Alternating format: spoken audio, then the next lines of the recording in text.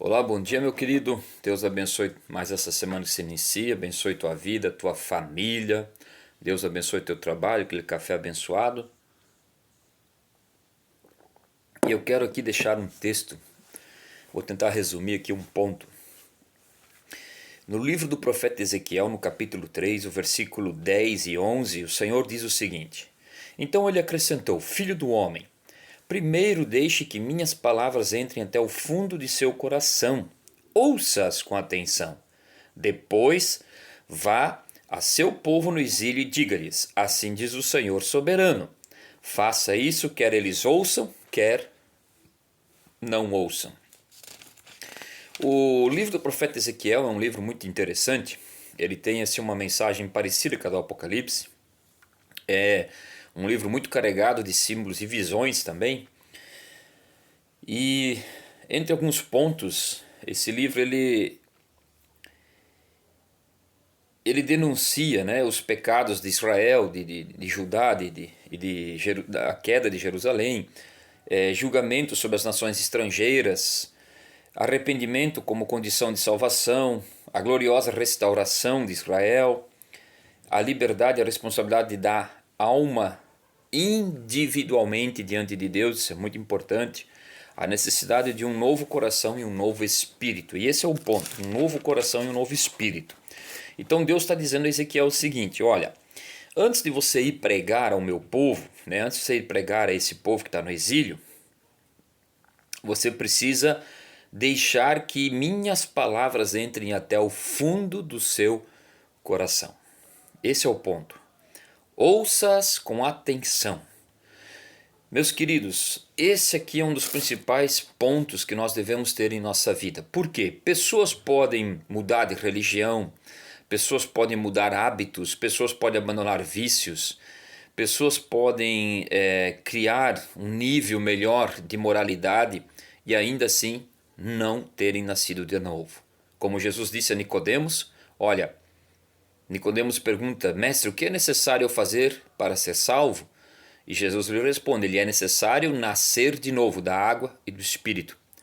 Ou seja, para que haja um novo nascimento, é necessário que a palavra de Deus ela realmente se aprofunde em nossos corações. Quando Deus está chamando Ezequiel para cumprir esta missão, Deus dá esse conselho a ele: olha, Deus acrescentou: Filho do homem, primeiro deixe que minhas palavras entrem até o fundo de seu coração. Por quê? Porque se a palavra de Deus entrar até o fundo desse coração, do nosso coração, ela vai iluminar o nosso coração. E ela vai expulsar aquilo que não agrada a Deus do nosso coração. Por isso a importância de meditarmos na palavra de Deus dia e noite, noite e dia. Bem-aventurado o homem que não anda segundo o conselho dos ímpios, nem se detém à roda dos escarnecedores, né? Nem se assenta à mesa dos pecadores, mas antes medita na lei do Senhor de dia e de noite, tem o seu prazer na lei do Senhor, de dia e de noite medita nela. Querido, nós vemos hoje esse ponto, algo muito sério. Eu ouvi um triste testemunho uma vez de um pastor. Ele disse que ele descobriu que ele era evangélico, crente, 2 anos depois ele ter se batizado, né? E até então ele nem sabia que ele era evangélico ou crente. E isso é uma tragédia, porque o evangelho, isso é sinal que talvez, possivelmente, ele não havia ouvido de fato o evangelho, para não ter essa consciência e noção de aonde ele está caminhando. Isso é muito sério, né? Porque as pessoas podem mudar de hábitos, as pessoas podem mudar de religião, as pessoas podem até criar um nível de moralidade mais elevado e ainda assim não terem nascido de novo. Um outro ponto importante é que se levanta hoje muitos neófitos, né, através do sensacionalismo, através do entendimento deturpado do Evangelho, da mensagem do Evangelho. Então se levantam neófitos, pessoas despreparadas para pregar o Evangelho, que de fato a palavra não entrou no íntimo, no fundo, a palavra não é a primazia no coração. E aí que a gente vê essas aberrações que a gente está vendo, né? Essas alegorias, essas é, crendices, invencionices, né? Essas loucuragens pra, em nome do Evangelho, né? Teoricamente para pregar o Evangelho. Se obstrui a mensagem do Evangelho, se obstrui a mensagem do Evangelho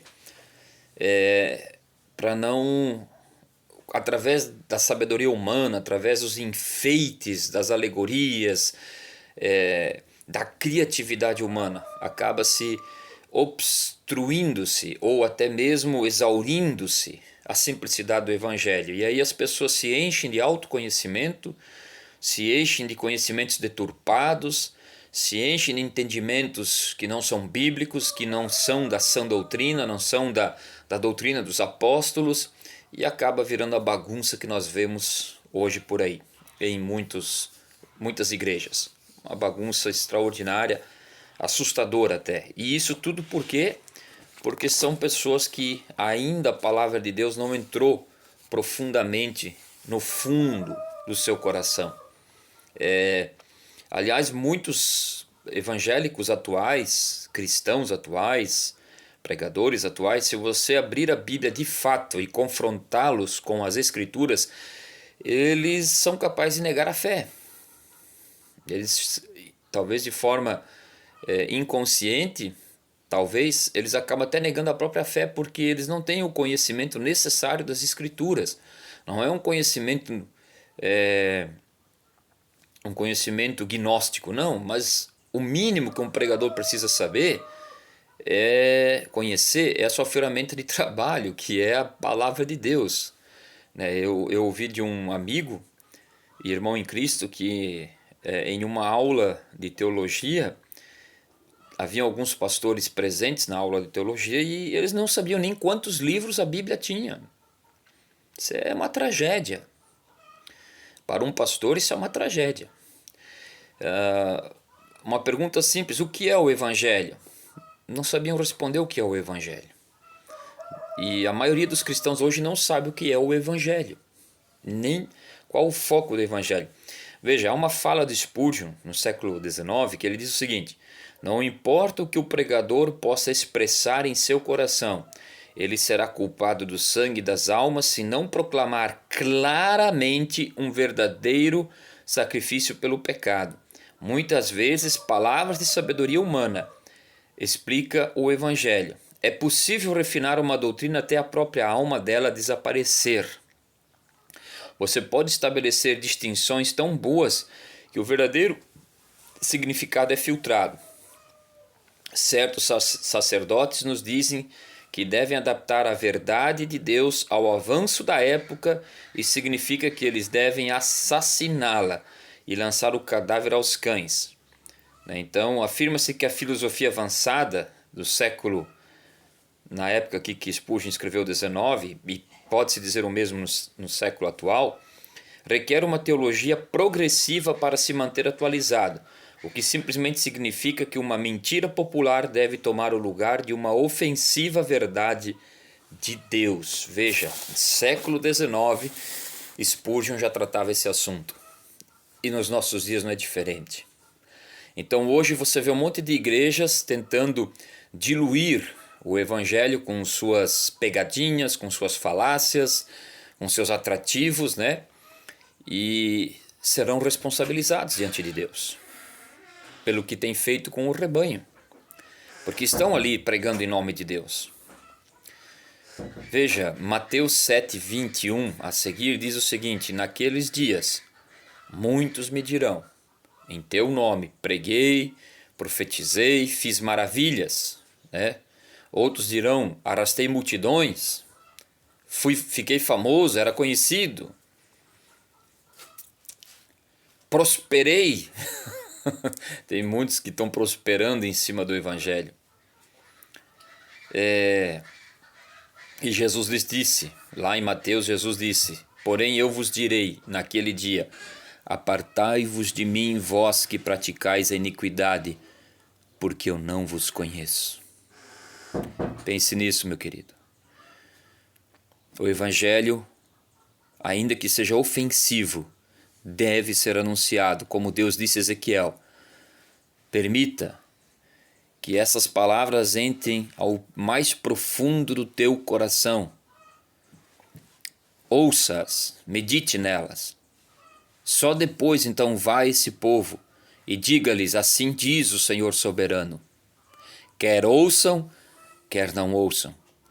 O verdadeiro pregador, ele não se importa com números, ele se importa com a verdade.